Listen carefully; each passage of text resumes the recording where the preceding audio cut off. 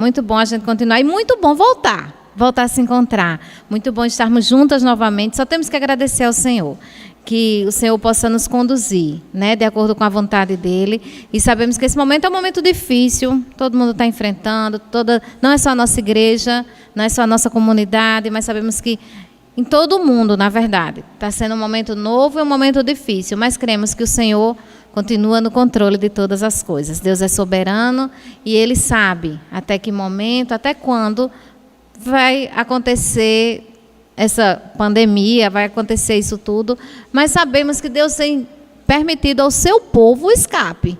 Glória a Deus pelos recursos que nós temos, de estar nos encontrando virtualmente ou presencialmente, de acordo com a permissão dEle. E é muito bom ver vocês, é muito bom ver os rostinhos, é muito bom a gente estar voltando presencialmente, nem que seja um pequeno grupo. E eu queria convidar vocês a orar. Vamos orar juntas, meninas. Vamos ficar de pé, aquelas que puderem ficar. E dar graças ao nosso Deus e clamar por Ele, para que Ele esteja conduzindo a nossa reunião de hoje, quem está assistindo em casa, quantas mulheres que vão assistir depois, o alcance disso, que Ele possa estar usando, que tudo que a gente faça aqui seja para a honra e para a glória de Deus, do nosso Senhor. Vamos orar. Ó Pai, querido, nós te louvamos, Pai, por esse momento, por essa tarde de sábado, por cada mulher, Senhor, cada moça, cada menina que está aqui conosco, por cada pessoa que saiu de casa se dispondo a estar nesse momento, buscando a Tua presença, para estar nesse momento juntas, estudando, Senhor, mais um capítulo do livro, estudando, se aprofundando no estudo da Tua palavra, conhecendo um pouco mais sobre os Teus atributos, Senhor. Como é bom poder estar em comunidade, como é bom poder fazer parte da Tua igreja, como é bom fazer parte de um grupo de mulheres que está com o coração disposto a Te conhecer mais, a Te amar mais, a Te amar com toda a Sua força, com todo o entendimento. Nos ajuda, Senhor, a termos um amor forte, a termos um amor atuante, a termos um amor, Senhor, que seja atuante e que seja um amor ativo, para a honra e para a glória do Teu nome, Senhor. Recebe a nossa adoração e nos ajuda, Senhor, que o Teu Espírito Santo possa nos guiar a termos uma vida e a sermos mulheres segundo o Teu agrado, que façamos a Tua vontade, que tenhamos uma vida, Senhor, que glorifique o Teu nome. Teu nome seja glorificado através de nós, Pai. Obrigada por tudo, por essa tarde. Abençoa nosso estudo. Recebe os nossos louvores. Que tudo seja para a Tua honra e para a Tua glória. Em nome de Jesus. Amém. Podem sentar. E eu queria só compartilhar com vocês um pequeno trecho da Bíblia, alguns versículos de um salmo, onde a Jean Will, que ela cita no finalzinho. Hoje a gente vai estudar mais um capítulo do nosso livro. O livro que a gente está estudando é Renovadas, maravilhoso esse livro, 10 maneiras de refletir os atributos de Deus. E é o capítulo que a gente vai estudar hoje, que a gente vai conversar hoje, é o capítulo 4, que fala sobre Deus, fala sobre a justiça de Deus e fala Deus totalmente justo. E muito confrontador, como todos os outros capítulos desse livro, muito bom. E no finzinho, ela cita alguns textos bíblicos, e eu queria compartilhar com vocês o Salmo. Quem quiser abrir, pode abrir. Quem não quiser, pode acompanhar ouvindo. O Salmo 89, do versículo 14 até o 18. São 4 versículos apenas, eu vou ler. 89, a partir do 14, diz assim: Justiça e direito são o fundamento do teu trono, graça e verdade te precedem. Bem-aventurado o povo que conhece as vivas de júbilo e que anda, ó Senhor, na luz da tua presença. Em teu nome de contínuo se alegra e na tua justiça se exalta, porquanto tu és a glória da sua força. No teu favor avulta o nosso poder, pois ao Senhor pertence o nosso escudo e o Santo de Israel, o nosso Rei. É a esse Deus, quando ela fala, o salmista fala no 14, justiça e direito são o fundamento do teu trono, graça e verdade te precedem. Glória a Deus por isso. Esse Deus é o nosso Deus, é um Deus maravilhoso, que é um Deus de justiça. Vamos cantar louvores? Cantar louvores a esse nosso Deus. Sarinha vai nos ajudar e que Deus nos conduza, que o Senhor nos conduza, receba os nossos louvores, nos conduza no estudo. Muito bom ver vocês. Deus nos abençoe.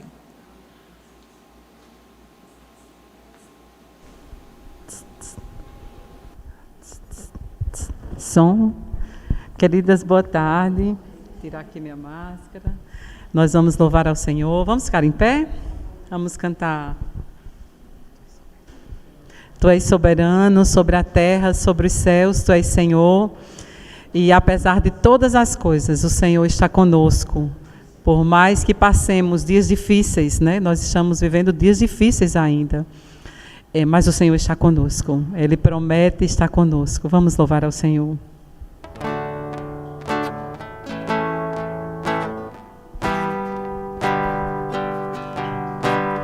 Tu és soberano sobre a terra, sobre os céus, Tu és Senhor absoluto. Tudo que existe acontece, Tu sabes muito bem. Tu és tremendo. E apesar dessa glória que tens, Tu te importas comigo também. E este amor tão grande eleva-me, amarra-me. Tu és tremendo do início. Tu és soberano sobre a terra, sobre os céus, Tu és Senhor absoluto.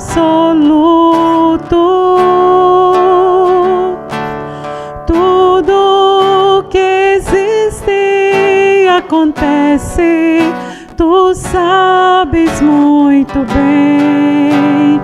Tu és tremendo. E apesar dessa glória que tens, Tu te importas comigo também. E este amor tão grande eleva-me, amarra-me. Tu és tremendo. E apesar dessa glória que tens, e apesar dessa glória que tens, Tu te importas comigo também. E esse amor tão grande eleva-me, amarra-me a Ti. Tu és tremendo. Amém. Podem sentar. Tia Cassandra, nossa caçulinha está com a palavra. No final a gente louva mais. Se Deus quiser. Olá, meninas. Pode tirar aqui, né? Que saudade de vocês, todas vocês, né? A gente estava com saudade de se reunir. Apesar de saber que estava todo mundo bem nas suas casas e a gente estava fazendo as nossas reuniões, mas a gente fica com saudade disso aqui, né? De estar junto. Pois é, vamos lá. Hoje eu trouxe uma dinâmica um pouco diferente. Na verdade, é mais uma ilustração. Mas vocês são espertas, vocês vão entender. Bom, meninas, imaginem aqui que existia um caminho. Dá para ver? Dá para ver? Sim. Um caminho entre quem? Deus e o homem. Exatamente. Existia esse caminho entre Deus e o homem. Porém, o que aconteceu? O pecado nos afastou. E a gente ficou sem essa ligação. Mas Deus é tão justo e misericordioso e bondoso que nos religou e de um jeito muito diferente. Vou chamar aqui minha irmã para me ajudar a gente religar isso aqui.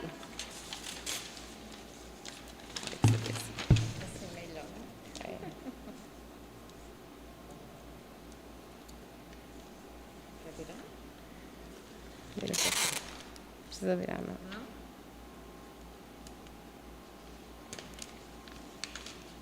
Então, Deus nos religou. E esse tom dessa fita adesiva é para lembrar que foi um alto preço.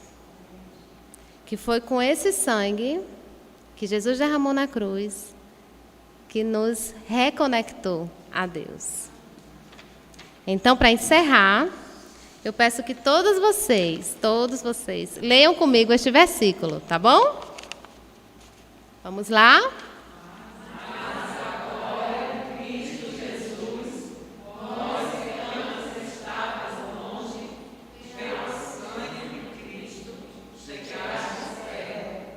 Efésios 2:3.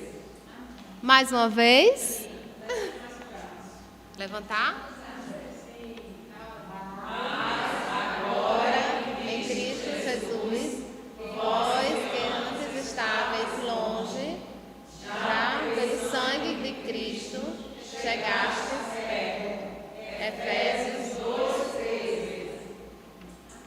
Amém? Deus nos abençoe.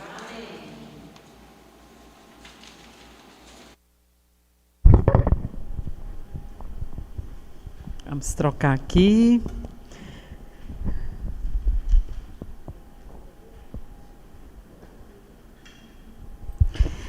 Queridas, que saudade, né? Como Cassandra e Carlos falaram. Realmente, esse é o motivo assim, de tanta alegria, né? A gente poder estarmos juntas novamente, presencial, né? Me tornei uma YouTube, né, Dandinha? Por sugestão, ela é a culpada, gente. Foi ela que sugeriu no início de tudo.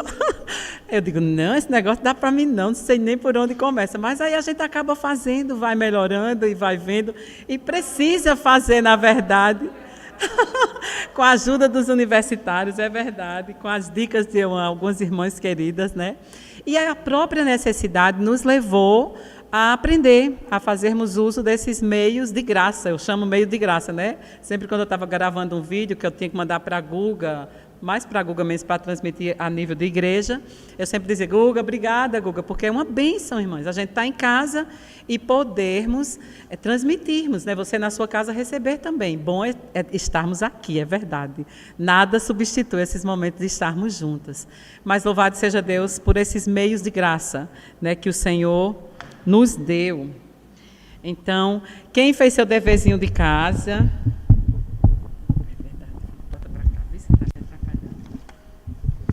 Quem fez seu dever de casa, quem leu o capítulo, quem não leu, nós vamos estudar juntas, tá bom?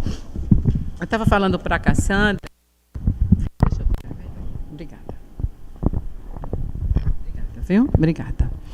Eu estava falando para a Cassandra que eu tive que transcrever do livro para cá, porque nós temos hora, nós temos compromisso, né? Os jovens têm compromisso logo mais, o pastor também, e aí eu precisei passar, mas foi muito bom, esse estudo foi assim... importante para a minha vida, eu aprendi muito, muitos momentos assim, Deus falou profundamente no meu coração. E eu achei interessante que a Jean, ela não começou o livro falando sobre justiça, ela começou o livro falando sobre santo. A gente estudou o primeiro capítulo, Deus totalmente santo, depois nós estudamos Deus totalmente amoroso, o terceiro, Deus totalmente bom, e hoje o quarto, Deus totalmente justo. E eu achei muito sábio ela trazer a santidade de Deus, o amor de Deus, a bondade de Deus, para depois a gente trabalhar a questão da justiça de Deus. A justiça, como a gente vai ver, é uma coisa difícil da gente entender, porque a gente vê que Deus ele é bom. E como é que um Deus bom, ele pode ser um Deus justo também? Mas esse Deus que nós cremos, o Deus das Escrituras, ele é um Deus bom, ele é um Deus de amor, ele é um Deus de misericórdia, mas ele também é um Deus justo. Se Deus não fosse justo, ele não seria Deus. Ele não seria Deus. E aí tem muitas pessoas que creem em Deus, o Deus que não está revelado nas Escrituras, né? E esse Deus deles, ele não é justo, é só um Deus de amor, só importa o amor porque Jesus Cristo veio pregar um amor. Isso é uma versão distorcida da palavra de Deus, isso não tem nada a ver com o nosso Jesus, com o Deus das Escrituras, com o Deus que inspirou os apóstolos e todos os homens a trazerem as Escrituras até nós hoje, sim? Exatamente, exatamente. É distorcida, Marta está dizendo ali, propositalmente para ficar de acordo com os seus ideais, né, com os seus valores. Irmãs, é assim, nós não vamos poder conversarmos como a gente conversávamos, tá certo? Nas outras reuniões, por conta da questão até mesmo que a gente está transmitindo ao vivo aqui no canal, né? Irmãs que estão em casa, nós saudamos todas as irmãs também que estão nos acompanhando pelo YouTube e desejamos que Deus abençoe também cada uma, tá bom, queridas? Então, por esse tempo e também por essa maneira de estarmos transmitindo aí, se der tempo, no final eu vou deixar a gente conversar um pouquinho, tá bom? Caso não der tempo aí, eu espero que vocês tenham lido, em casa também espero que você tenha lido, tá bom, queridas? Vamos lá. Então, peço a compreensão de vocês, tá? Nós vamos fazer como o pastor faz na escola dominical, né? Tenta levar até o fim, quando dá tempo a gente conversa um pouquinho lá. Espero que todas tenham lido o livro, né? Carla já mostrou, nosso livro muito bom. Nós vamos trabalhar com ele esse restante de ano, no início do outro. E logo no início do capítulo 4, ela traz uma citação, a Jean Wilke traz a citação de Isaac Watts, sei lá se é assim que se lê o nome dele, dizendo assim, pode acompanhar aí se você quiser no seu livro. No Deus Santíssimo, o mais justo e verdadeiro, depositei minha confiança, não temo o que possa fazer a carne gerada pelo pó. Eu vou repetir. No Deus Santíssimo, o mais justo e verdadeiro, depositei minha confiança, não temo o que possa fazer a carne gerada pelo pó. Nós deveríamos temer a Deus, né? Como a palavra do Senhor mesmo diz isso. Então eu vou para as minhas anotações e aí qualquer coisa a gente vai consultando o livro também, tá bom? Na página 71, vocês podem acompanhar aí, esse capítulo é dedicado às pessoas que foram tratadas injustamente. Eu achei isso tão legal, né? Ela se lembrou das pessoas que foram tratadas injustamente, pessoas são presas injustamente, alguns vereditos, infelizmente, o tribunal humano falha, como a Jean traz, mas também esse capítulo é dedicado a pessoas que cometeram injustiça. E, vez por outra, nós estamos ou no grupo que cometemos injustiça contra alguém, ou no grupo de pessoas que foram injustiçadas. Deus justo é um assunto que, com frequência, evitamos enfrentar. A teologia liberal não aceita essa verdade, como a gente estava acabando de conversar isso, né? Gostamos de falar do amor, da graça, da misericórdia, falar da justiça, frequentemente nos inquieta. Mas por que nos inquieta? Se isso é um atributo também de Deus, né? Porque nós estamos estudando os atributos de Deus, e os atributos, eles revelam quem Deus é. E a justiça de Deus, como nós vamos ver aqui no capítulo, nós que já vimos, vai mostrar quem Deus é. Por que, então, que a justiça frequentemente nos inquieta? E aí eu me atrevi a responder, queridas, porque mostra quem eu sou. A justiça de Deus mostra quem eu sou. O amor de Deus não mostra quem eu sou. Vocês já perceberam isso? É o amor, a misericórdia é o amor, a graça é Deus se derramando, vindo ao nosso encontro. Mas já a justiça me leva para diante de um espelho onde mostra quem eu sou. E não é quem eu sou aqui fora, não. A justiça me leva quem eu sou para ver por dentro. Irmã Zuleide que gosta de dizer isso. Deus coloca ela pelo avesso. Ela que usa essa expressão. Minha filha, Deus vai me colocando pelo avesso. Diga, eita, que coisa boa, né? Então, a justiça vai nos colocar pelo avesso. E eu digo a vocês, não é bom a gente se encontrar com a gente mesmo. Bom, entre aspas, nesse sentido da gente dizer assim, poxa, eu sou essa pessoa? Eu pensava que eu era tão boazinha, mas eu não sou. Né? Flávia disse, está planejando ser um culto doméstico lá em casa, mostrando como é, amor. Quão terrível nós somos. Quão terrível meus filhos são. Está lá marcado já, vamos lá agendar, né, marido? Enquanto o pecado, quem fala isso é Naná, e eu acho que é Jerry Bridson que fala no livro Pecados Intocáveis. Enquanto o pecado não for amargo, o evangelho não será doce. Então, a justiça de Deus serve para quê? Para mostrar o quão amargo o pecado é. Quão miserável eu sou. E é verdade. Por que a teologia liberal odeia falar sobre a justiça de Deus? Porque ninguém quer conversar sobre o pecado. Ninguém quer conversar sobre o peso da ira de Deus. Quer conversar sobre o amor de Deus, a salvação em Jesus Cristo. Tem um teólogo liberal que, quando eu estava estudando, eu estudei um pouquinho a vida dele, Rubem Alves, se eu não estou enganado o nome dele, ele é apostator da fé, acho que ele era um pastor presbiteriano, se eu não estou enganada, e ele é apostator da fé, e eu vi ele dizendo, eu não creio num Deus que mandou o seu filho para morrer numa cruz. Não creio no evangelho. Não creio no evangelho, porque a cruz, o evangelho sem cruz não é evangelho. Então, é uma doutrina altamente equivocada, como Marta falou, que ela se dobra aos seus anseios e coloca o homem como centro de todas as coisas. Não, a doutrina bíblica bota o homem lá no pó, como a Jair, a Jeremias que fala, o vermezinho de Jacó, e mostra quem realmente nós somos. Então, quanto, irmãs, o pecado ele não for amargo, enquanto a gente não entender a malignidade do pecado, nós não vamos entender a beleza do evangelho. E nós precisamos estar diante desse espelho de Deus, através da sua justiça, da lei, que nós vamos ver daqui a pouco, ela vai nos mostrar quem nós somos. Mas graças a Deus que a história não para aí. Porque se fosse só diante da justiça, nenhuma de nós, nenhum ser humano sobreviveria, escaparia da ira de Deus, porque nós somos todos pecadores. Mas aí vem a história da nossa dinâmica, né? O fio vermelho, o fio da janela de Raabe, né, o fio vermelho, lá no Antigo Testamento, já apontava para o nosso Senhor. Que glória que o Evangelho é a solução de Deus para todos os nossos problemas. A justiça de Deus é uma virtude a ser exaltada e não um defeito para ser escondido, como a teologia liberal esconde. Omite a justiça de Deus. Em nenhum momento você vai ver um teólogo liberal falando sobre pecados, porque pecados não existem. Na verdade, o Jerry Bridges diz que o conceito de pecado nem no meio da igreja, quase em algumas igrejas, já não existe mais. Na sociedade já não existe, porque não é pecado. É o que eu quero fazer e eu posso fazer, ponto. Só que existe um Deus que criou as leis e submete todas as coisas ao seu governo. Nós vamos ver daqui a pouco. Então, a Jean também traz, logo no início lá, falando assim, fomos justificados perante o justo juiz, por meio do seu Filho Jesus Cristo.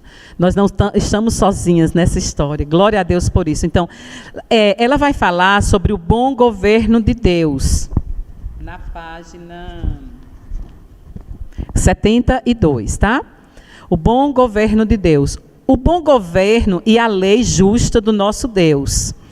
E aí ela vai dizer na página 72, falar de uma experiência pessoal que ela teve na escola, né? Quem leu lembra, no ensino médio, e eles lideravam lá o grêmio da escola, e aí tiveram uma experiência bem amarga, porque eles se acharam tão soberbos, foram tão elogiados, que eram meninos tão bacanas, cumpriam tudo, mas existia um governo maior do que o deles na escola, que era a direção da escola. E eles acharam por bem que se matasse a aula não teria problema nenhum. E eles foram disciplinados, a última semana de aula do ensino médio, eles não puderam participar das aulas, porque foram disciplinados, porque faltaram o restante da aula. Saíram para resolver alguma coisa e não voltaram mais, foram para a casa de um deles lá para ouvir música. Então foram disciplinados. Com Deus, no governo de Deus, não há uma autoridade maior do que a de Deus, não há. Por isso que ela trouxe esse exemplo aqui no início, lá no final a gente vai encaixar. A ideia de governo, gente, é uma ideia de Deus. Quem criou a questão de governo, de leis, de autoridade, não foi o homem, foi o próprio Deus. Deus deu autoridade para implementar um sistema de governo. Já pensou se a gente não tivesse sistema de governo no mundo? Que bagunça seria, né? Seria muito desordenado. Claramente vemos o contraste entre o tribunal humano e o tribunal de Deus. No tribunal humano, ela fala que acontece falhas por conta da incapacidade, né, do ser humano mesmo. Mesmo sendo um juiz bom, ele pode cometer falhas devido, se não for avaliado direito às provas, se não for trazido para ele tudo aquilo que for verdadeiro, talvez ele defenda uma coisa que não seja verdadeiro. Mas aí, em contraste com o tribunal de Deus, eu achei isso maravilhoso. Ela diz assim: Deus conhece todos os fatos, Deus conhece os pensamentos, Deus conhece as ações e as motivações que levou alguém a fazer aquilo. O juiz humano, ele não conhece as motivações. Ele não estava lá presente, ele não viu como aconteceu. Mas Deus, além de ser juiz, ele é uma testemunha ocular. O que significa testemunha ocular? Viu. Eu posso descrever o fato, porque viu. E Deus, eu acrescentaria aqui, Deus é além de uma testemunha ocular, porque a testemunha ocular vai relatar aquilo que ela viu. Mas Deus vai ver a situação por dentro. E a testemunha ocular não tem condição de ver por dentro, nem o juiz também. Então, Deus, ele é justo. E ele percebe todas as coisas. Nada se esconde aos olhos de Deus. O governo de Deus é justo. Ele é onisciente e Deus é onipresente. Isso são atributos que só pertencem a Deus. Nós não somos oniscientes e nós não somos onipresentes. De vez em quando nós queremos ser. Mas nós não somos, irmãs. Nós não somos, nós não conhecemos todas as coisas, por isso que tenha cuidado quando você falar. Nós estamos vendo aquilo ali, nós podemos descrever ao nosso modo. Meu marido pega muito no meu pé com isso, porque eu falo, né? Eu tenho esse jeito manso, né? Braba, feito os Araújos da minha família. Então, quando eu falo, é como se tivesse só a minha verdade. Aí Flávio disse, é na sua perspectiva. Eu acho que ontem mesmo ele disse isso para mim.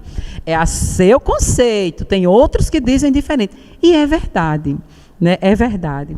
Então, nós não somos onipresentes e nós não somos oniscientes. Nós não conhecemos todas as coisas, nem podemos estar em todo lugar ao mesmo tempo. Os juízes humanos são limitados e em sua capacidade de julgar, alguns são tendenciosos e outros são corruptos, né? Ser limitado só é uma coisa, agora ser tendencioso é terrível, bem pecaminoso, e ser corrupto, bem mais pecaminoso ainda. Às vezes, uma pessoa inocente, ela é condenada no tribunal humano. No julgamento de Deus, não é assim. O culpado é declarado culpado, o inocente é declarado inocente. Deus não é apenas juiz, ele é também testemunha ocular, como eu falei já. Ninguém é condenado equivocadamente. No juízo de Deus, não. No tribunal de Deus, não. No da terra, sim. Sua justiça não dá espaço para crueldade ou vingança. Nós precisamos entender isso direitinho, queridas. Porque quando a gente olha para a justiça, a gente diz assim, como Deus é mau. Não é. Ele seria mau se ele não julgasse. Se Deus deixasse passar o pecado impune, ele não seria Deus, como eu já falei. Então, na justiça de Deus é tão perfeita, a minha justiça não é perfeita. Ontem eu estava repreendendo Timóteo, conversando, na verdade, com ele, não era mais nem repreendendo, já era querendo ensinar. E ele saiu de perto de mim dizendo assim, desrespeitou, né? E saiu dizendo, tipo assim, nem lembro mais qual foi a expressão que ele usou. Não quero ouvir essas asneiras, um negócio assim, e saiu de perto de mim. Eu fiquei caladinha. Bem caladinha, foi. Depois voltei. Sim, ele disse assim, você está me julgando. Você está me julgando, mãe. Não era assim, você não estava lá e você não viu. Ele tinha razão no que ele estava falando, né? Só que eu não estava julgando, não. Ele estava errado. Depois, graças a Deus, mais tarde ele veio me pedir perdão. Para a glória de Deus, ele veio pedir perdão. Eu achei maravilhoso. Maravilhoso. E ele veio se justificando. Eu digo, você só se arrependeu, me arrependi. Então, peça perdão. Ponto. Para não pecar de novo. Porque ele já ia se justificando, ia entrar no outro pecado. Ponto. Graças a Deus não pecou de novo. Então, na minha maneira de julgar a situação, eu erro. Mas nós temos que lembrar que na maneira de Deus, Deus não erra. Ele não é injusto. Ele não é cruel, nem ele é vingativo. A justiça de Deus é merecida por causa do ato pecaminoso, por causa da transgressão da lei. Toda expressão da sua ira é correta e é adequada à falta de lei que a provocou. Aí depois a Jean vai falar sobre a lei justa na página 75. O governo de Deus é baseado em sua lei. Contra que padrão de Deus governa? O instrumento de Deus para o seu bom governo é a sua lei perfeita. Qual é o padrão, então, que Deus estabelece para julgar? A sua lei. A Bíblia diz que quando não tinha lei, não tinha o quê? Pecado. A lei veio para dizer não cobice, porque se você cobiçar, você está transgredindo a lei.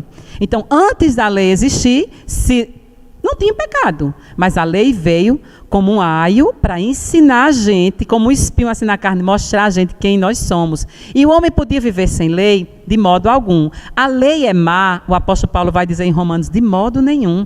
A lei é santa e justa. Boa, santa e justa. A lei é.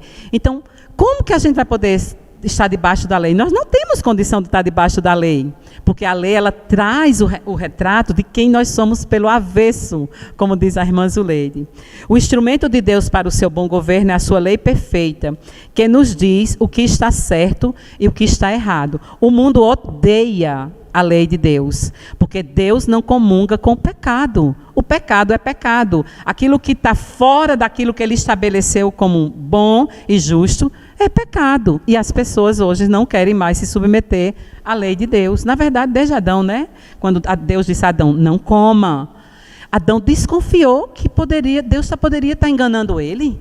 Tem algo melhor? Porque quando a serpente veio e disse, se você comer, você vai ser igual a Deus. E Adão, no lugar de ouvir o Deus Criador, o Deus que tinha comunhão com ele, deixou de ouvir a Deus para ouvir a serpente, que veio enganando e mentindo para destruir o homem. Mas glória a Deus, que o plano de redenção já havia sido feito na eternidade.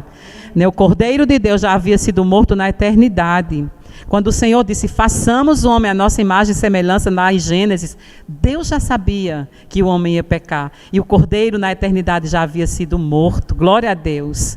Glória a Deus por isso. Na página 75, no último parágrafo, se você quiser acompanhar aí, quando Adão e Eva transgrediram esses limites, agiram de forma injusta, trazendo sobre si mesmo e sobre todos os seus descendentes a justa condenação de um Deus santo. Quando Deus julgou Adão, Deus não estava sendo injusto, irmãs. Deus estava sendo justo. Deus estava sendo amoroso. Deus estava sendo bom, misericordioso, gracioso, porque o pecado não podia ficar impune. Deus não é um juiz corrupto. Deus não é um juiz que vai ser comprado pelos homens. Não, Deus, para ser Deus, ele tinha que realmente julgar o homem ali naquele ato de infração. Todos os seus descendentes mereceram a justa condenação de um Deus santo. Desde o Éden, toda a humanidade tem se rebelado contra o bom governo de Deus. Página 76. Desde a antiguidade, os seres humanos têm procurado aplacar deuses com os seus sacrifícios. Ele não se volta para Deus, o homem criado pelo Criador, não se volta para o seu Criador. Então, dentro dele há um buraco enorme. Então, ele vai tentar solucionar agora esse problema por conta própria, oferecendo sacrifício aos seus deuses, deuses externos e deuses internos também, para satisfazer esses deuses com a sua justiça própria ou com seus méritos. Sabe quando ele vai satisfazer e vai preencher esse buraco que tem dentro dele? Nunca.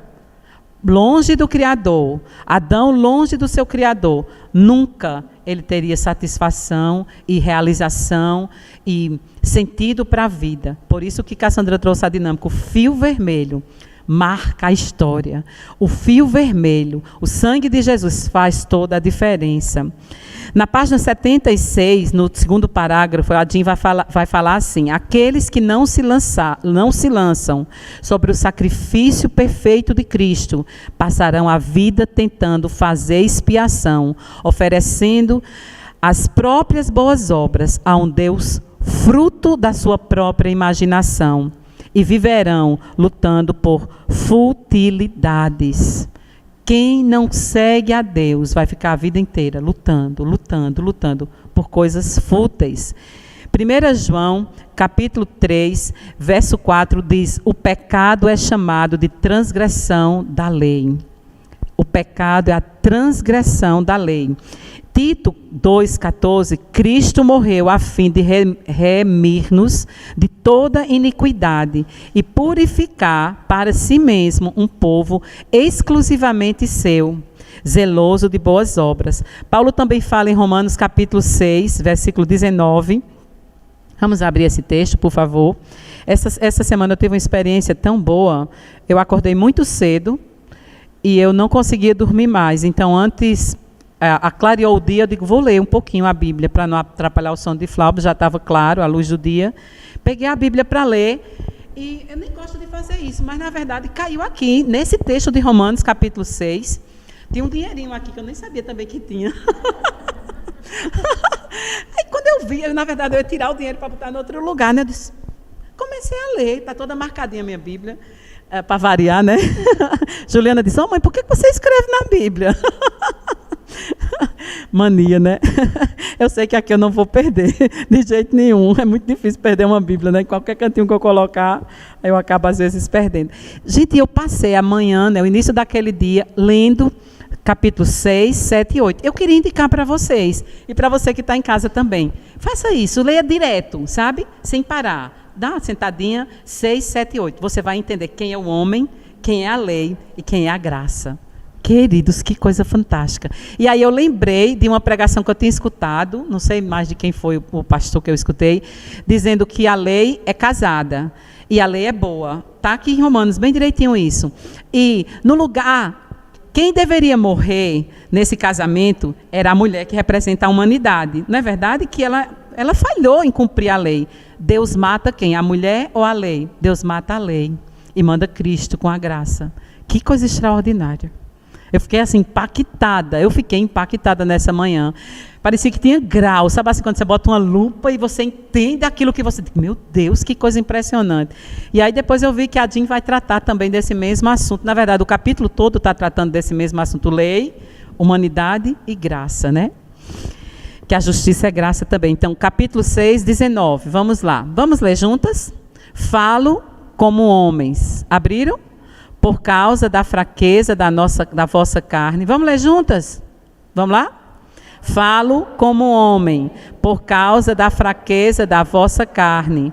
Assim como ofereceste os vossos membros para a escravidão da impureza e da maldade para a maldade, assim oferecei também os vossos membros para servirem à justiça, para a santificação. Olha que coisa linda. Do jeito que a gente tinha oferecido os nossos membros para fazer coisas erradas, agora ofereça a Deus para a santificação. Paulo fala, esse deve ser o dever da vida do crente, entregar, consagrar os seus membros, todo o seu corpo, toda a sua mente, para Deus, para a santificação. Crentes são aqueles que amam a lei de Deus. E a lei de Deus é a sua palavra. Então você pode se perguntar, eu sou crente? Eu participo da Igreja Presbiteriana do Catolé, ok. Eu sou crente? Eu amo a lei de Deus? Eu vivo buscando obedecer à lei de Deus? Claro que nós vamos falhar nesse desejo de cumprir a lei de Deus, mas nós devemos arder, queridas. Sabe quando você acende uma velinha, ela lá fica queimando, até se demorar muito chegar a energia, ela acaba todinha. Nós devemos ser assim. Arder em desejo de cumprir a lei de Deus. Amar a Deus sobre todas as coisas. Na página 77, a gente vai dizer juiz, imparcial e pai. Deus, ele é o juiz. E ele é imparcial, ele não toma partido. Estão lembrados? Ele não é conivente com o pecado. Mas e agora, como é que associa? O juiz é o meu pai. E aí ela traz essa ilustração mesmo, né? Imagina você na sala de um tribunal e você está lá como réu. E quem vai julgar? Seu pai. Se for igual a promotora que eu vi aí solto um vídeo dela, ela mandou prender o filho, disse prenda. Mas ele é de menor, não tem cela especial. Não tem agorinha, cela especial. Cole lá e deixa ele lá. Para ele aprender, respeitar a lei e não pensar que ele vai ter privilégios porque a mãe dele tem um cargo elevado dentro da justiça. Achei ótimo. Se aquilo ali for verdade, achei ótimo. Que lição, né? Acho que aquele menino vai pensar 2 vezes, 3 vezes antes de fazer uma besteira. Minha mãe é promotora ou sei lá o quê. Eu vou fazer porque ela vai me livrar. A mãe diz, prenda o camarada, deixa ele lá à noite para ele aprender, pensar um pouquinho, né? Falar um pouquinho com os pensamentos dele. E agora então, que Eu lembrei muito, Nilvânia, do EE. Né? Nós estamos diante de um impasse, de um problema. Deus é santo, Deus é bom e Deus agora é justo. E agora nós estamos nesse meio aqui com um grande problema. Como é que nós vamos chegar perto de Deus, então, se Deus é justo e Ele me conhece pelo avesso, como a gente está dizendo? Com qual mérito, com qual critério eu vou me apresentar diante de Deus? E como é bom, Nil, eu estava lembrando demais, Joé, como é bom a gente pregar o Evangelho para a gente mesmo. Nós precisamos pregar a Bíblia para a gente mesmo. Porque facilmente o efeito noético, que Flaubert diz, nós esquecemos das coisas. E é uma boa prática da pedagogia, é a repetição. Nós precisamos estar repetindo e nos expondo à luz do Evangelho. Lâmpada para os meus pés. Acho que é um dos primeiros versículos que o menino aprende no departamento infantil. Lâmpada para os meus pés. Vamos lá? Para os meus pés. É a tua palavra e luz para o meu caminho. Como nós precisamos, irmãs, dessa lâmpada para os nossos pés e dessa luz para o nosso caminho. Então, os filhos de Deus devem viver em obediência a Deus. Portai-vos com temor. 1 Pedro 1,17 diz isso. Deus enviou o seu Filho. Deus é um Pai pessoal. Deus poderia ter enviado um anjo, não poderia? Mas Deus enviou o seu Filho para resolver o nosso problema. Deus é um Deus pessoal, Deus é um Deus amoroso, mas Deus também é um juiz imparcial. Às vezes, somos iguais a Israel. Nos esquecemos que foi Deus quem nos resgatou da escravidão. Às vezes a nossa mente fica tão obscura, tão confusa, com pensamentos ruins, que a gente esquece que foi Deus que nos transportou das trevas para o seu reino. Porque às vezes a gente faz alguma coisa, às vezes a gente acaba se atrapalhando, pensando assim, pronto, o que eu fiz não tem jeito. Eu não vou mais ser amada por Deus. Só que Deus amou você e me amou, não foi porque eu ou você é bonzinho. Nós somos amados por causa do Filho. Nós somos comprados por causa do sangue de Jesus naquela cruz. E Deus não vai deixar de nos amar, irmãs, por causa do sangue de Jesus que está sobre mim. Daqui a pouco a gente vai ver melhor isso. Em virtude de nossas condições humanas, nossa capacidade de perceber a perfeita justiça de Deus e sua paternidade amorosa é limitada. Por isso que a gente acaba pensando assim. São os méritos, né? Eu não fiz, eu não mereço. Mas não existe mérito. Como que nós vamos ter mérito diante de um Deus santo e justo, imparcial? Nós estávamos condenadas. Ela diz também, vemos apenas uma demonstração parcial da justiça de Deus a partir da nossa perspectiva estreita. Nós estamos vendo da terra para a eternidade. É difícil entender, né? Uma amiga de Sara se queimou e hoje a gente estava conversando a respeito dela. A menina, uma queimadura terrível, está na carne, exposta assim, do joelho para baixo, tá? Ainda internada. E a gente estava dizendo, ela mereceu ser queimada? Mas aconteceu, foi um acidente. Mas Deus é bom, e Deus estava que deixou Dani se queimar. Deus estava no mesmo canto onde Ele está sempre, governando todas as coisas. E nós aqui de baixo, aqui temos que dizer assim, baixar nossa cabeça, como diz Jó, botar a mão na boca e dizer assim, todas as coisas cooperam, Senhor, para o bem. Como é importante a gente reconhecer que Deus é Senhor, mesmo nas horas difíceis, mesmo nas horas de uma queimadura dessa, na hora da morte do ente querido, sei lá, qualquer coisa, Ele continua sendo o Senhor. Ele não mudou. Nossa perspectiva estreita é que não entendemos essa questão aí. Um dia, porém, nós veremos a justiça perfeitamente. Quando a gente estiver lá na eternidade, a gente vai poder olhar e dizer, mas Senhor, como eu era tola. Eu achava que o Senhor não estava agindo ali naquela situação. E o Senhor estava presente e eu era que não estava vendo.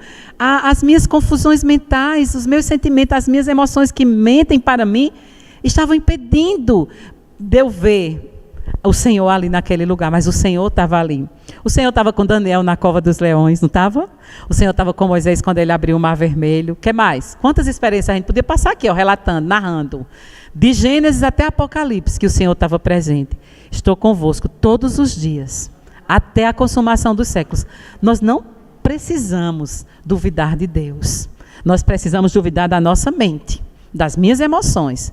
Tem hora que eu acordo, essa semana mesmo eu estava lendo isso, foi tão bom, a presença do Senhor, chegou, eu chorava, disse a Flávia, foi tão bom, tão bom, tão bom. Hoje, para vir para cá, eu disse, Flávia, eu queria estar daquele jeito, daquele dia. Eu orei, claro que aproveitei naquele dia, Senhor, derrama a tua graça sobre nós. Irmãs, mas hoje eu vim para cá sabendo da minha responsabilidade. As minhas emoções estavam a dizer assim, e o cansaço que eu estava, eu já fiz almoço, fui levar para minha mãezinha de 93 anos amanhã, dei na boquinha dela, estou aqui, ó. A vontade que eu tenho era de estar na minha rede, no meu quarto, mas eu digo, eu tenho um compromisso. Eu amo a Deus, eu tenho um compromisso. Eu quero compartilhar da palavra do Senhor, eu quero ser abençoada, eu quero estar no meio da igreja sendo abençoada. Então, a minha vontade era estar aqui, a minha vontade era de estar lá. Agora não, agora está muito bom, viu? Está ótimo estar aqui com vocês. Antes de vir os desafios, né? É confusão. Ai, meu Deus, como é difícil. Mas eu digo, eu vou. Então, é com vontade e sem vontade que nós servimos a Deus. Tem dia que a gente se levanta dizendo, eu quero ficar na cama, eu quero não ver nem o mundo. Vá, levante-se, faça o que você tem para fazer. Elizabeth Elliot que disse isso quando o primeiro marido morreu. Depois o segundo marido morreu também. Ela disse que, o que é que você tem para fazer? Se levante e vá fazer. Foi assim que ela venceu o luto, o primeiro. O segundo, ela disse, se levantava para fazer as coisas de casa. E esquecia, aí foi melhorando, e sobreviveu ao luto, a 2 lutos. E olha que o primeiro luto dela foi terrível, né? Ela perdeu o esposo, os filhos eram pequenos, eles estavam numa tribo, tentando alcançar uns índios, e eles mataram o marido dela com mais 4, se eu não estou enganada, 4 homens também missionários. Foram 5 homens mortos no mesmo dia. Então, 5 famílias enlutadas. E o que essas mulheres fizeram? Foram para debaixo da cama e ficar. Eu ficaria acabada. Acho que eu pegaria o primeiro transporte e sairia daquele lugar. Sabe o que aquela mulher fez? Deus a ergueu e ela entrou com aquelas mulheres e com seus filhos na tribo que mataram o marido dela. Como é o nome do filme? Não sei o que é selvagem. Terra Selvagem. Quem quiser assistir, tem disponível no YouTube a história. Então, é assim, nós precisamos nos levantar, com vontade e sem vontade, e prosseguir. Vamos lá, voltar para cá. Deus justa disciplina, na página 79. Deus é um juiz justo e em Cristo Ele é um Pai amoroso. Olha que coisa linda. Deus é um juiz justo e em Cristo Deus é um Pai amoroso. Em Cristo nós somos resgatados dessa maldição da lei, da maldição do pecado. Nós somos resgatados. Justa disciplina, página 79. Por causa de Cristo, nosso Pai e juiz não olha com ira, mas cuida de nós como um Pai justo. Ele nos dá leis para o nosso bem e a nossa segurança. As leis de Deus não é para o nosso mal, é para o nosso bem. E quando as transgredimos, Ele permite que nos arrependamos e aprendamos com nossos erros, embora venhamos a sofrer as consequências de algumas coisas que nós cometemos. Mas Deus nos perdoa. A palavra de Deus diz que Ele nos perdoa. Ele nos disciplina com amor. A disciplina de Deus é com amor. Você está debaixo da disciplina?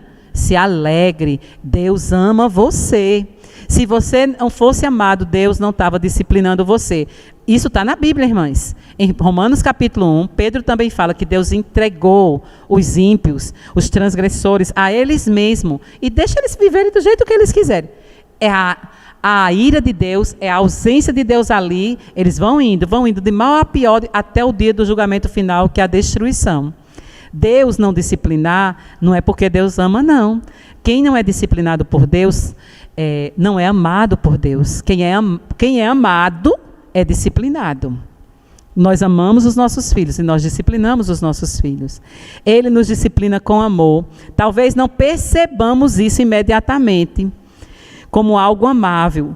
Hebreus 12:6 diz que o Senhor corrige, o Senhor disciplina a quem ama. Então, mesmo que eu não perceba, mas é amor.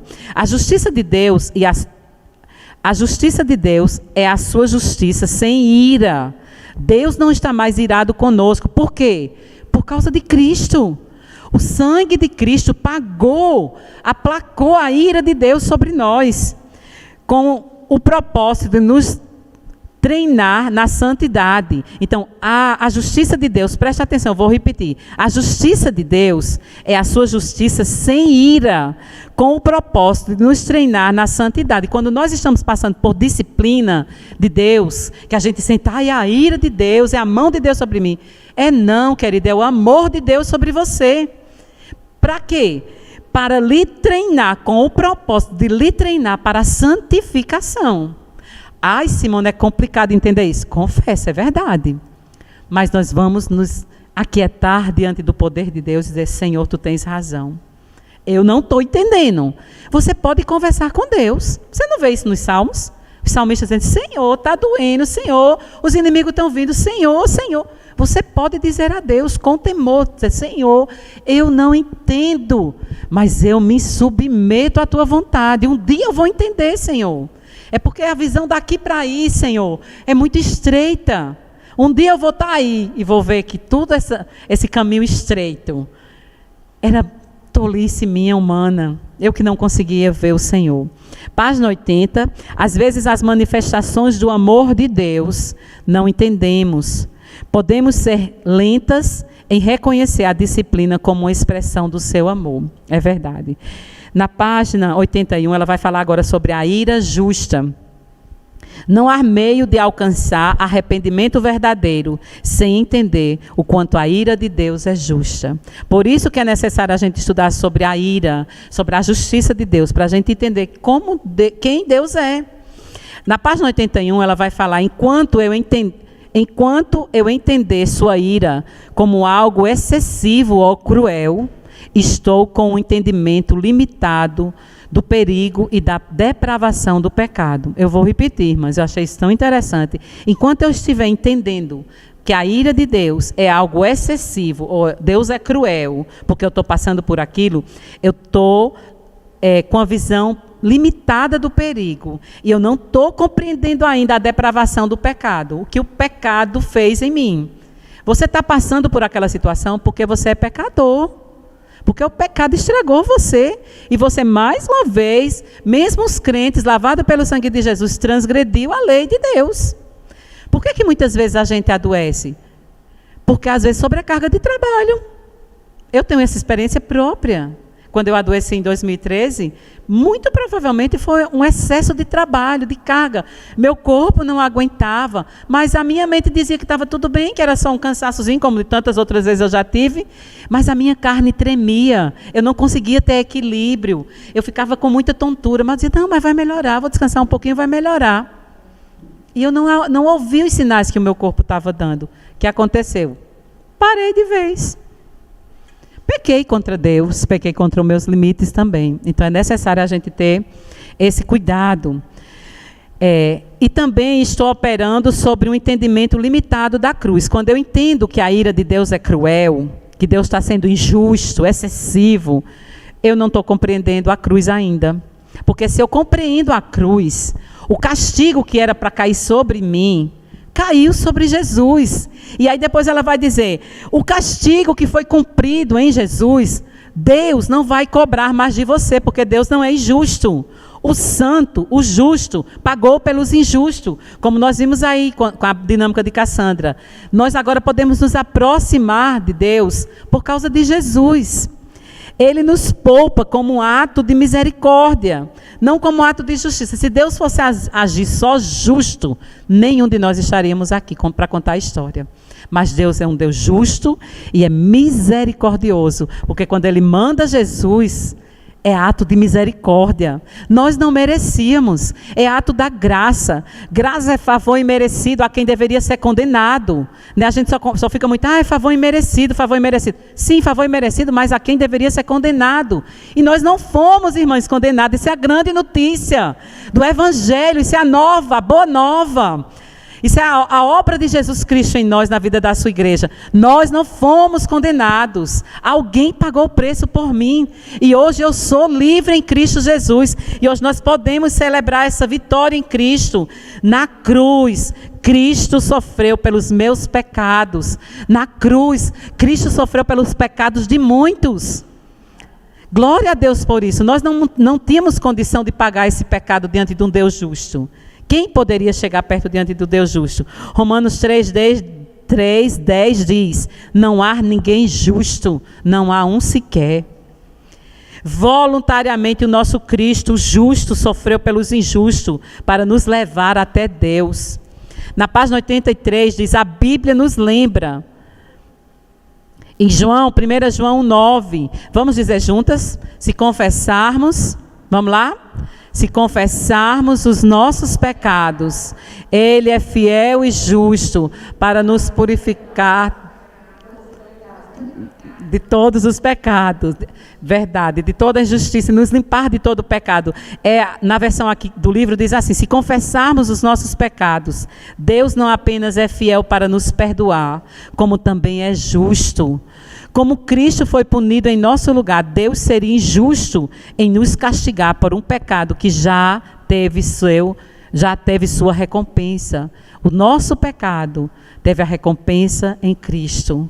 Devemos nos arrepender e confessar os nossos pecados e não gastarmos tempo com autojustificativas. O que Timóteo ia fazer quando eu estava me pedindo perdão? Era uma autojustificativa. E muito provavelmente ele ia pecar de novo.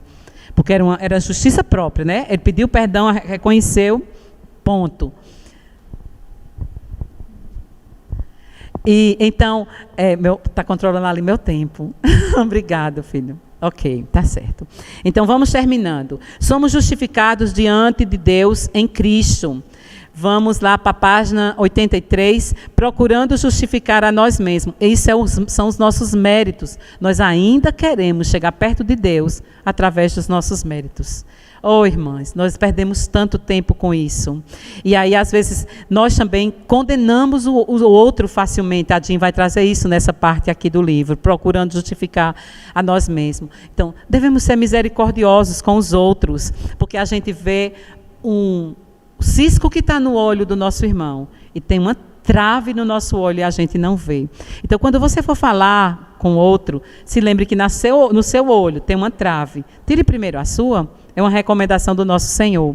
Então, tenhamos cuidado para tratar o pecado como pecado e não estar se auto-justificando uns para com os outros, nos tornando ignorantes e desconhecedores das nossas ofensas. A gente vê muita ofensa do outro, mas a gente não vê aquilo que a gente faz. A gente é tão misericordioso com a gente mesmo, né?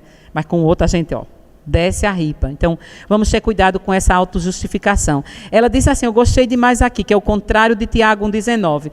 O autojustificador é lento em ouvir, rápido em falar, veloz em se irar. O inverso de Tiago 1,19, que diz que nós devemos ser prontos para ouvir, tardio para falar e tardio para se irar. Nós agimos o contrário, né? Precisamos treinar mais Tiago. Precisamos apenas confessar os nossos pecados. Não precisa se autojustificar. Deus já conhece você pelo avesso, Cassandra. Então não adianta querer negociar com Deus. É melhor você se arrepender mesmo assim, dizer, Senhor, estou aqui no pó e na cinza, Senhor. Tem misericórdia de mim? A autojustificação revela falta de entendimento quanto ao perdão que recebemos por meio da cruz. A cruz de Cristo significa que a luta já foi resolvida, irmãs. A luta já foi resolvida. Cristo já pagou. Tetelestai. Está pago, né, Nil? Está pago. Nosso pecado foi pago na cruz. Nós não precisamos mais nos preocupar com ele. Já foi pago. Então, o que é que nós precisamos nos preocupar, Simone? Se eu não preciso me preocupar com o pecado que já foi pago, eu preciso me preocupar, não pecar de novo aqui na terra. Viver uma vida que agrada a Deus. Como? Como então viver essa vida que agrada a Deus? Qual é a vontade de Deus? Ela termina dizendo, qual é a vontade de Deus para a nossa vida? Vamos lá, tentar responder para fechar. Qual é a vontade de Deus para nossas vidas? E aí ela traz Miqueias 6:8, eu gosto muito desse texto, que ele diz, pratiques a justiça, ames a misericórdia e ande humildemente com o teu Deus. É isso que nós devemos fazer. Qual é a vontade de Deus para a minha vida? Praticar a justiça, amar a misericórdia e andar humildemente diante do meu Deus. Voltemos nossos esforços para buscar justiça para os fracos e oprimidos, aqueles Aqueles de nós que temos alguma forma de vantagem, devemos buscar usá-las em benefício do nosso próximo. Os explorados e os esquecidos estão ao nosso redor, ainda continuam ao nosso redor. Se você olhar pertinho de você, tem alguém precisando da sua ajuda, a sua ajuda. Agimos com justiça quando garantimos que os marginalizados sejam tratados como seres humanos criados à imagem de Deus. Irmãs, nós precisamos tratar todas as pessoas como imagem e semelhança de Deus. Não importa quem ela é imagem e semelhança de Deus. Foi Deus que a criou. Você não é juiz. Eu não sou juiz. Quem é o juiz é Deus. Deixe que Deus julgue a causa dele. Cabe a mim e a você, como é lá em Miqueias, praticar a justiça. Eu acho que a gente deveria aprender esses 3 pontos, botar bem grande na nossa, sei lá, no lugar onde você fica, mais na sua casa ou no seu trabalho. Pratique a justiça, ames a misericórdia e andes humildemente do teu Deus. Vamos tentar dizer juntas? Pratique a justiça, ames a misericórdia e andes humildemente diante do teu Deus. E aí nós vamos estar assim, cumprindo aquilo que Deus quer para nós. Devemos ser as primeiras a alimentar os famintos, a vestir os nus, a dar as boas-vindas ao estrangeiro, a visitar os enfermos. Como nós falhamos, não é verdade? Conclusão. Lá no último parágrafozinho da página 86. O bom governo de Deus assegura que a justiça prevalecerá em todas as coisas.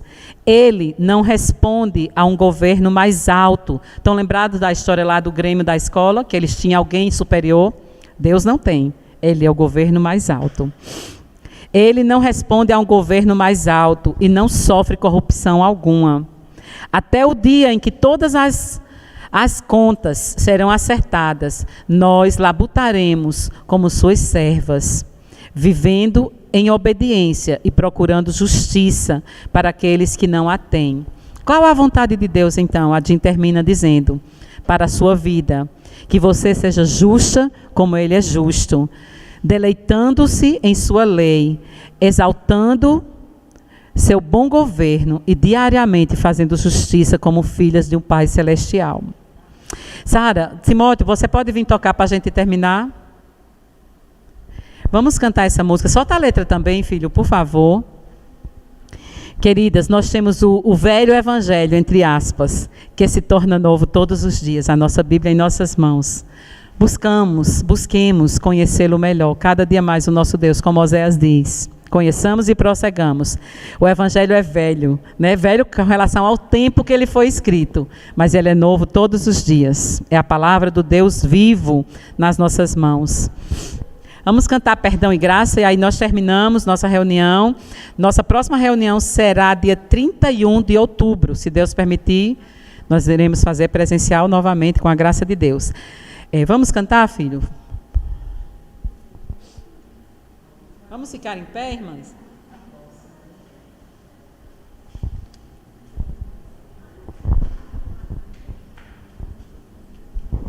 Sara, vem.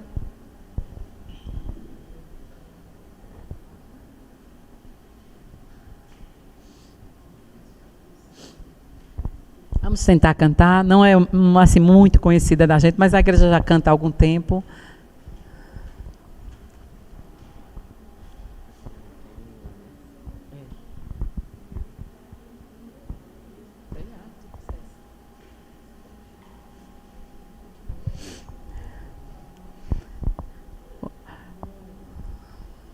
Essa letra fala sobre isso. Confesso a ti, Senhor, que eu sou fraco.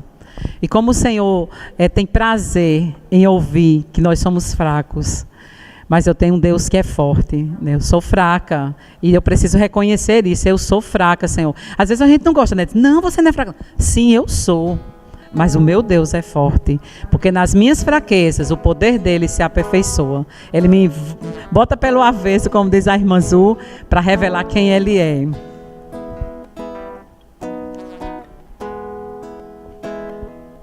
Confesso a ti, Senhor, que fraco eu sou, tão fraco eu sou, mas forte tu és. és.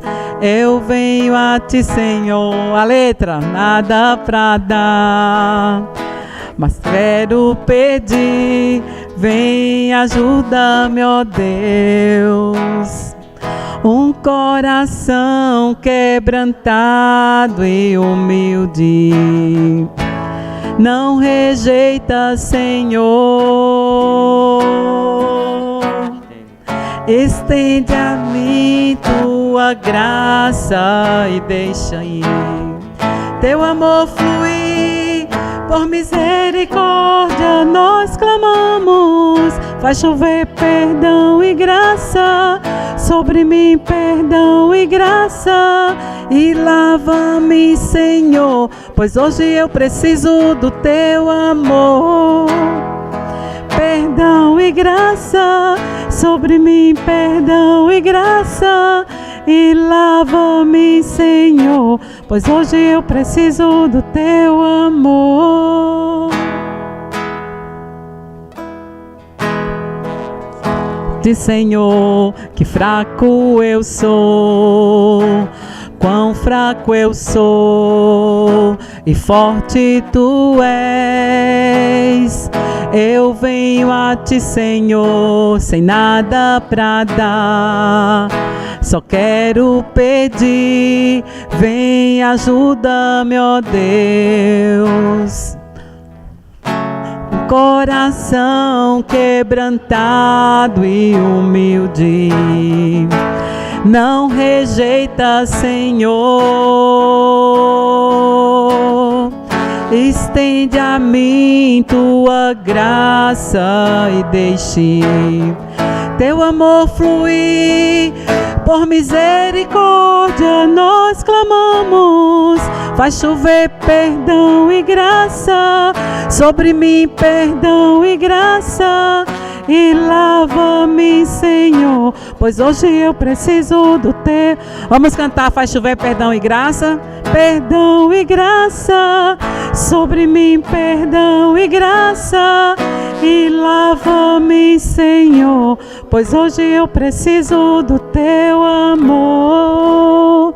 Feche os seus olhos e repita novamente isso para você mesmo. Senhor, faz chover perdão e graça. Senhor, nós chegamos perto de Ti, nós não temos nada para Te dar. Nós olhamos para a Tua justiça, que é uma justiça santa, e nós sabemos que Tu és perfeitamente santo, puro, justo, bom, não tem corrupção alguma. E nós sabemos que nós merecíamos a Tua ira, Senhor, porque nós transgredimos a Tua lei. Mas por causa do Teu Filho amado Jesus, Tu nos justificaste, Senhor, nos declaras agora justas. Glórias ao Teu nome, Senhor. Que privilégio tão grande poder ser lavada e redimida pelo sangue do Cordeiro. Senhor, nos ajuda a viver uma vida que Te agrada hoje, Senhor. Ajuda nas nossas fraquezas. Nós continuamos fracas. A lei do pecado ainda é tão forte dentro de nós, Senhor. Há uma luta tão grande na nossa carne com o nosso espírito, porque a nossa carne ainda é inclinada para as coisas deste mundo, para o pecado, mas o nosso espírito foi recriado pelo Senhor. Nós somos novas criaturas em Cristo Jesus, e a Tua palavra diz que não há mais condenação para aqueles que estão em Cristo Jesus, que não andam segundo a carne, mas andam segundo o Espírito. Nós detestamos, Senhor, todas as obras da carne, toda impiedade, todo pecado. Ele é asqueroso, ele é nojento, Senhor. Nós desejamos o Senhor em nossas vidas, nós almejamos uma vida de santidade. Nos ajuda, Senhor, nos ajuda a amar a justiça. Oh, Senhor, nos ajuda a ter misericórdia do outro, nos ajuda a andar em humildade diante do Senhor, tirar a arrogância dos nossos corações. Nós somos tão prepotentes, cheios de autossuficiência, cheios de orgulhos, de vaidade humana. Tira de nós, Senhor, dá-nos um coração humilde e quebrantado, ó Deus. A Tua palavra diz que corações quebrantados e humildes o Senhor não despreza. Dá-nos esse coração quebrantado e humilde, Senhor. Nos faz parecidas com Jesus. Tem misericórdia de nós. Tem misericórdia de nós, Pai. E nos dá clareza do teu perdão, Senhor. Do preço que foi derramado na cruz do Calvário. Nós não merecemos esse perdão porque somos boazinhas. Não. Nós merecemos o perdão por causa da morte do nosso amado Senhor naquela cruz. Oh, nós somos gratas a Ti, Jesus. Oh, nós somos gratas a Ti, Jesus. Que obra tão linda, que amor tão grande. Eu não compreendo o Teu amor, Senhor, Ele é imensurável. Por isso que o apóstolo Paulo diz, a profundidade de todas as riquezas, de todo conhecimento, de toda sabedoria. Quem conheceu a Tua mente para Te aconselhar, Senhor. Louvado seja o Teu nome pelo Teu amor. Amar pessoas como nós, miseráveis como nós. Dai-nos esse amor também para com o nosso próximo. Ajuda-nos a amar o próximo, seja ele quem for, Senhor. Ajuda-nos a não julgarmos o nosso próximo, mas respeitarmos como imagem e semelhança do Senhor. Tem misericórdia da Tua igreja, Senhor. Obrigado por esse privilégio de estarmos aqui reunidas no Teu nome. Muito obrigado, Senhor. Graças Te damos, Pai, no nome de Jesus. Amém. Cassandra, quer fazer a distribuição? É bom pegar o áudio. Pode encerrar, Timóteo. Pode encerrar. A paz, irmãs que estão em casa. Deus abençoe. Até o próximo encontro. Vamos estudar capítulo 5, tá bom? Deus abençoe.